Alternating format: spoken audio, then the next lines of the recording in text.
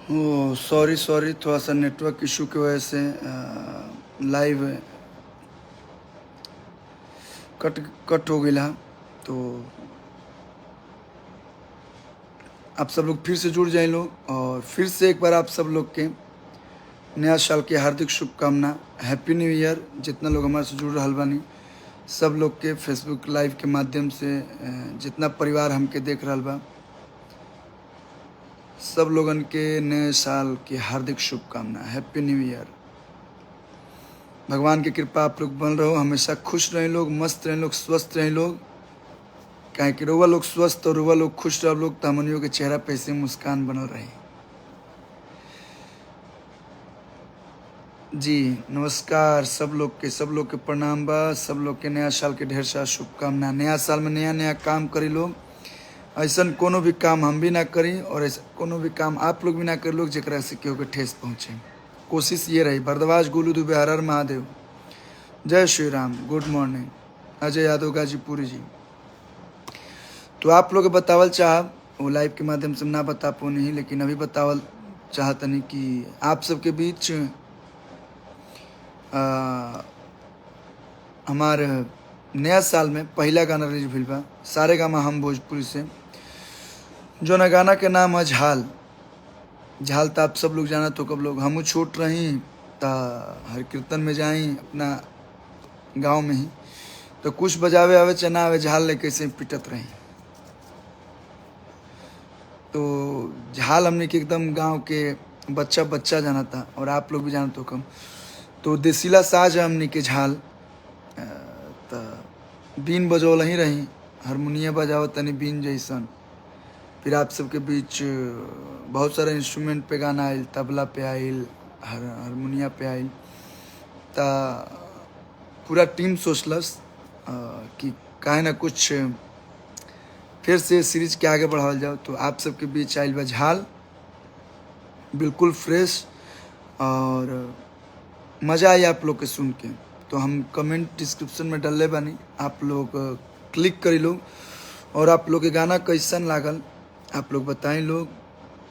आप लोग के प्यार के ज़रूरत बा हर कलाकार के, साथ ही साथ हम लोग के भी, क्या कि आप लोग के प्यार के बिना हमने क्या अधूरा बने जाए। थैंक यू गुप्ता जी, गुप्ता जी का छोरा। Rajnish Kumar Giri ji, good morning, thank you भाई। और बतावल चाहब कि साल के पहला गाना झाल यूट्यूब म्यूजिक सेक्शन ट्रेंडिंग में मचा रहल बा धमाल।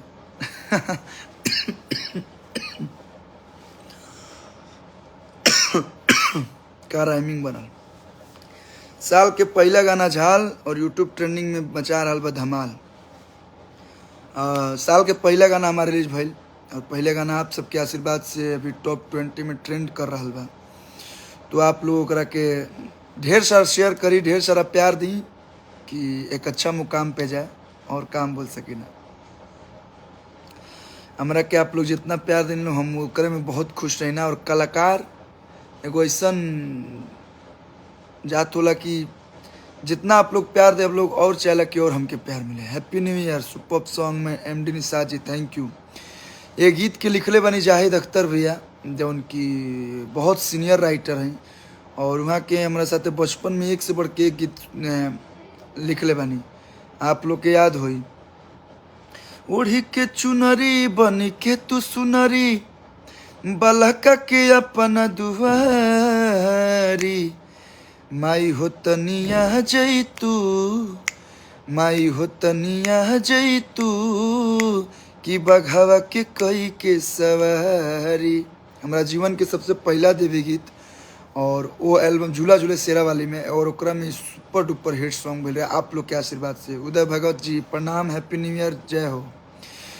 वो गीत के लेखक, और ना जाने कितना भोजपुरी में वहाँ के एक से बढ़ के एक गीत दिले बनी। वहाँ के योगदान बा भोजपुरी में, कहीं ना कहीं Bhojpuri industry, Bhojpuri album industry हो या फिल्म इंडस्ट्री हो। एक गाना हमारे के सैड सॉन्ग निकले रही, कबर पर भी एगो मुलाकात हुई। हमारा जीवन के एगो बेहतरीन गाना में वो गाना के नाम आवेला, नंबर आवेला। हम जोना भी स्टेज पर जाए ना, ये दोनों गाना जरूर गाई ना, और भाग्य से ये दोनों गाना जाहिद अख्तर भैया के लिखल है। तो फिर से जाहिद भैया के साथ हमें लगा था लंबा गैप हो गया रहा। लंबा गैप के बाद फिर से आप सबके बीच में हमें लेके आयल बनी जाहिद अख्तर जी के साथ, जो उनकी वहाँ के गीत लिखल रहे कमरिया करेला पलप लॉलीपॉप लागेलू। तो वह राइटर हैं जाहिद अख्तर जी, जिनकी कलम जब भी उठती है कहीं ना कहीं एक सिंगर की भाग्य और एक इतिहास लिखती है। तो धन्यवाद जाहिद भैया, जो उनके आप इतना सुंदर कंटेंट और इतना सुंदर कॉन्सेप्ट हमके देनी। और बहुत बहुत धन्यवाद SBR जी, शुभम उनका नाम है लेकिन आप लोग सुनते होंगे SBR ऑन द म्यूज़िक। तो SBR भाई के भी बहुत दिल से धन्यवाद कि इतना सुंदर म्यूजिक आप बनौनी, जो उनके दर्शक लोग काफ़ी पसंद करते नहीं। वेस्टर्न में ही जो झाल बजौले बड़ा भाई, जितना तारीफ करी कम हुई। तो थैंक यू शुभम भाई, इकलौता हमरा से गाना अच्छा ना हो सकेला, हमने के पूरा टीम लागेला तब इतना सुंदर गाना होला। बहुत बहुत धन्यवाद कहेंगे लकी विश्वकर्मा जी को, जिन्होंने इतना अच्छा अपने 1 2 3 4 काउंटिंग से हम लोग को इतना सुंदर डांस कराया। श्वेता महाराज जी को, जो हमारे साथ इस गाने में परफॉर्म की हैं, को एक्ट्रेस हैं। और थैंक यू शिल्पी राज को, शिल्पी राज जी को, जो हमारे साथ उन्होंने अपना सुंदर आवाज़ दे के गाना में और 4 चांद लगौली। जमशेदपुर टाटा में ये गाना के शूटिंग भइल बा और जमशेदपुर से जुड़ल बहुत अच्छा अच्छा याद बा। तो जमशेदपुर के पूरा टीम के जितना भी बैकग्राउंड डांसर रहे हैं, एंड हमारे सितोष भैया, गुंजन भैया, सब लोग को दिल से बहुत बहुत धन्यवाद। और स्पेशल थैंक्स हमारे बद्रीनाथ झा सर को, जो बोल सकते हैं जैसा गाना होता है उससे कहीं बढ़ के वो वीडियो शूट कराते हैं, आप सबके बीच में प्रेजेंट करते हैं भोजपुरी को इतने अच्छे तरीके से। Thank you so much Sanjay भैया, संजय चौरसिया जी, पंकज बिहारी जी, एंड हाँ भूल ही गए थे स्पेशल पर्सन महेश अन्ना, जो इस एल्बम के DOP हैं। तो थैंक यू सो मच पूरा टीम के, आकाश को, एंड जितने लोगों ने साथ दिया। अगर किसी का नाम छूट गया हो तो माफ़ी चाहते हैं। सभी लोगों को दिल से बहुत बहुत धन्यवाद। झाल की पूरी टीम की मेहनत है कि नए साल में पहला गाना मेरा रिलीज हुआ और वो गाना आप लोग ट्रेंड कर रहे थे। जितना भैया लोग नहीं खेलो देख ले झाल, जाए लोग यूट्यूब पे सर्च कर लोग झाल और सुनी लोग, और अपन ढेर सारा प्यार और आशीर्वाद दिलो। हमारे आंसू बाबा जुड़ गए हैं, बहुत बहुत धन्यवाद आंसू बाबा। अपनों को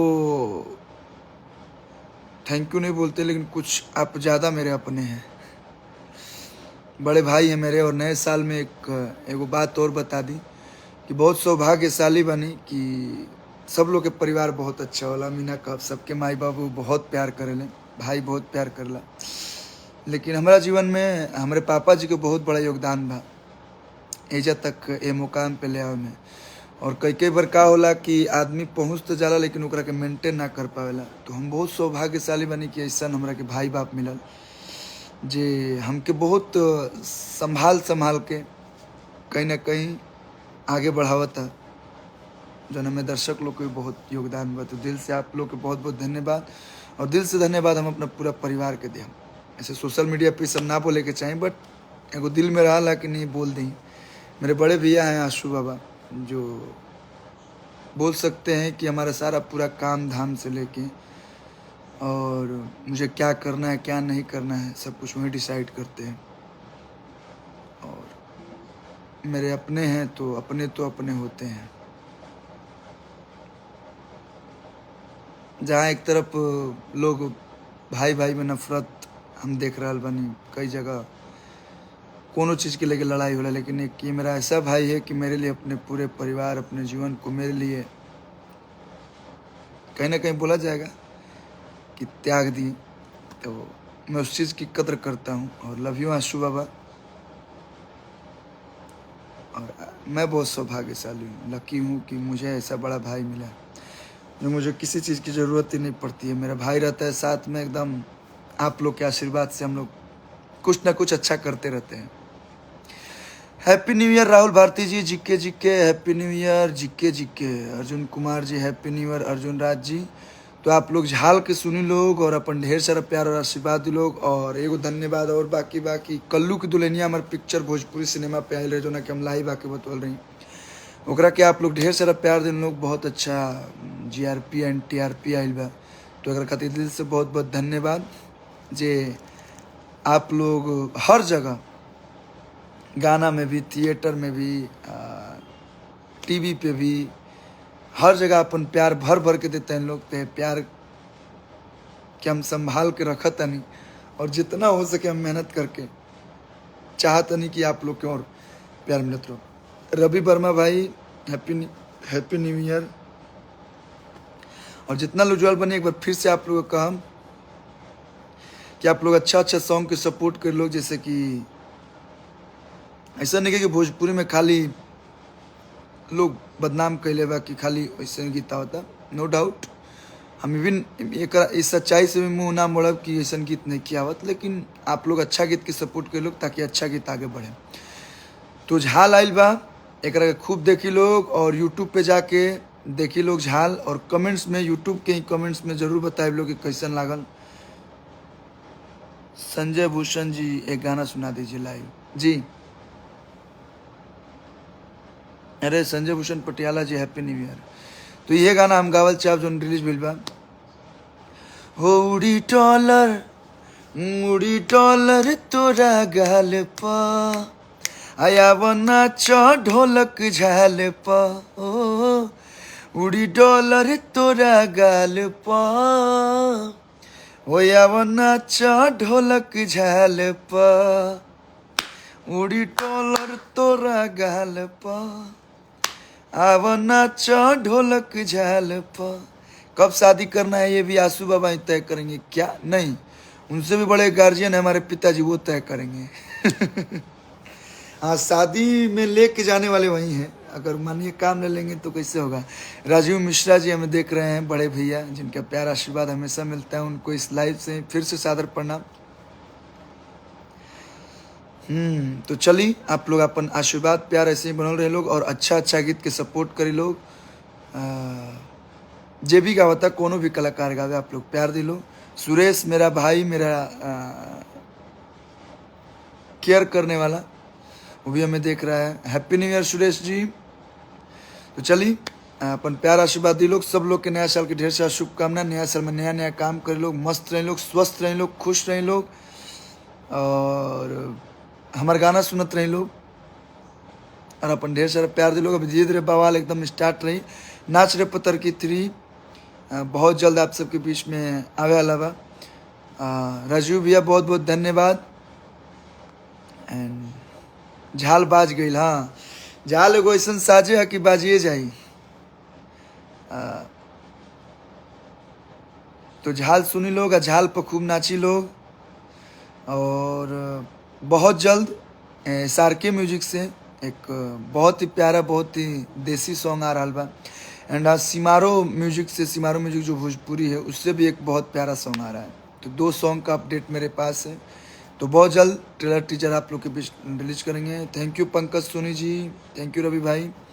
तब तक आप लोग जुड़ल रहे लोग और अपन ढेर सारा प्यार और आशीर्वाद देते रहे लोग। सुनी लोग झाल, मचाए लोग धमाल। Happy new year, love you all.